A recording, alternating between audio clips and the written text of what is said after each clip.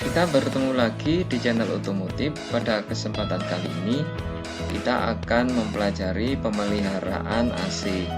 Kenapa AC itu perlu dilakukan pemeliharaan agar AC itu tetap berfungsi secara baik dari sisi fungsi pendinginan, dari fungsi filter yaitu menyaring udara yang masuk, dan juga dari masa pemakaiannya akan lebih awet dan lebih tahan lama. Maka hal-hal apa yang perlu kita lakukan dalam pemeliharaan AC? Yang pertama adalah memeriksa sirip kondensor, kemudian memeriksa tegangan tali penggerak, kemudian memeriksa blower dan saklar blower, kemudian memastikan idle up bekerja, kemudian memastikan kipas kondensor berputar, kemudian memeriksa jumlah cairan refrigeran di dalam side glass, kemudian memeriksa kebocoran, kemudian memeriksa suhu ruang kabin, kemudian membersihkan filter udara AC.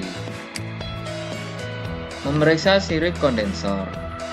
Hal ini adalah kondensor, ini evaporator, ini sirip kondensor. Ini posisinya ditaruh di depan ya, biasanya dekat dengan radiator. Fungsinya kondensor ini adalah untuk mendinginkan.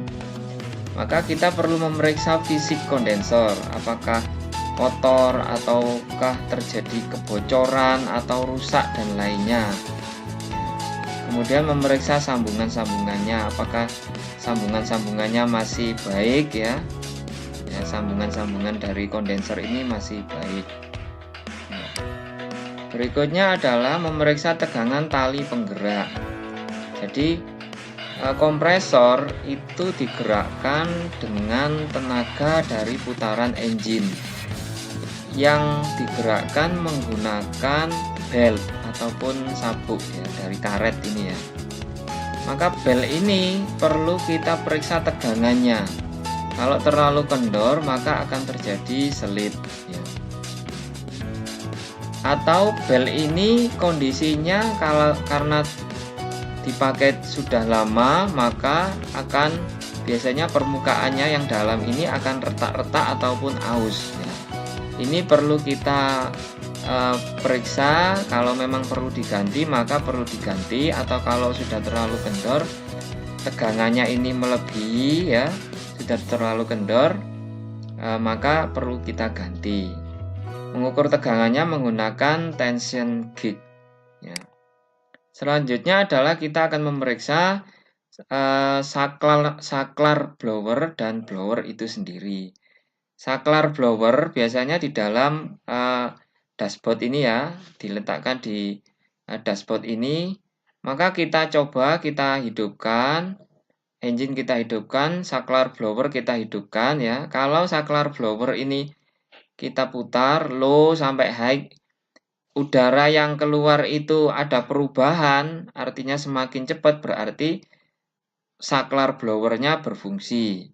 Berikutnya adalah blowernya juga harus dipastikan bekerja. Bisa jadi saklarnya rusak sehingga blowernya tidak berputar, atau blowernya yang rusak sehingga saklarnya seolah-olah tidak berfungsi. Maka ini juga perlu kita periksa tanpa membongkar ya. Ini pemeriksaan ringan.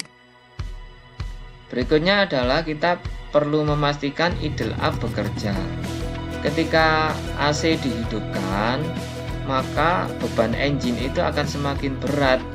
Maka agar mesin itu tidak mati, maka RPM itu akan naik ketika AC itu bekerja dan mesin tidak akan mati. Maka alat yang mengontrol ini adalah idle up, baik pada mobil EV ataupun yang konvensional ada idle up-nya. Kalau tidak mati ketika AC dihidupkan, posisi idle, berarti idle up-nya sudah berfungsi. Berikutnya adalah memastikan kipas kondensor itu berputar. Ini adalah kondensor maka di sini ada kipas kondensor. Ketika AC dihidupkan, maka kipas kondensor itu akan berputar. Apakah dia berputar normal atau tidak? Maka ini juga perlu kita periksa.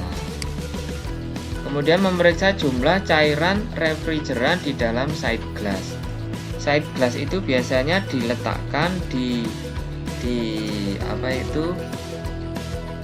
pada dekat saluran pengisian seperti ini ya. Ini saluran pengisian ya, baik high ataupun low ya. Kemudian juga diletakkan di filter ya, di filter AC. Ini filternya AC ini ya. Maka side glass biasanya diletakkan sini. Maka apa yang perlu kita baca di dalam side glass ya?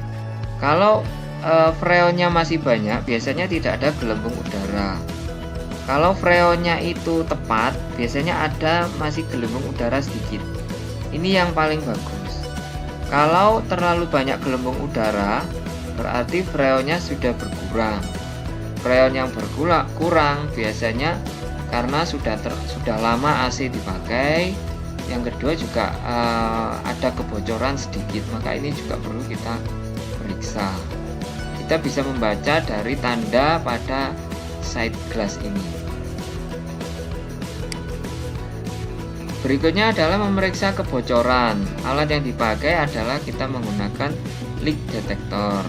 Caranya bagaimana? AC kita hidupkan, kemudian ujung leak detector ini kita dekatkan pada kondensor, kita dekatkan pada sambungan-sambungan pada kompresor, pada kondensor ini, kemudian pada sambungan-sambungan yang lain yang memungkinkan terjadinya kebocoran.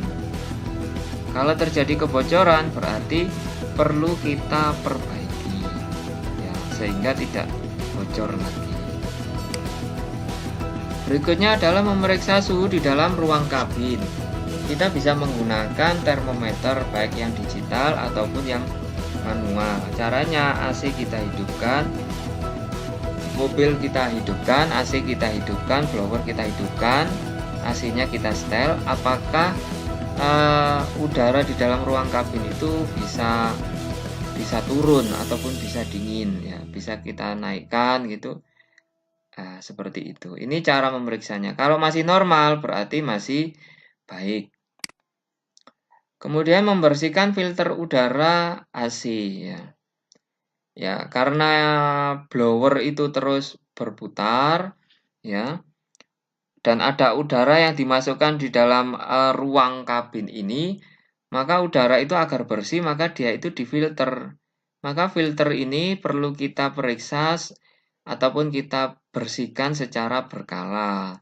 Caranya bagaimana? Ya, filter ini letaknya di bawah dashboard ya, perlu dibuka nanti. Kemudian ini kita tarik, kemudian kita bersihkan ya menggunakan kompresor udara ya. Nah, sehingga debu-debu yang di sini itu akan relatif bersih. Kalau diganti maka lebih baik lagi. Demikian poin-poin yang perlu kita lakukan ketika kita itu melakukan perawatan AC secara ringan ya. Terima kasih.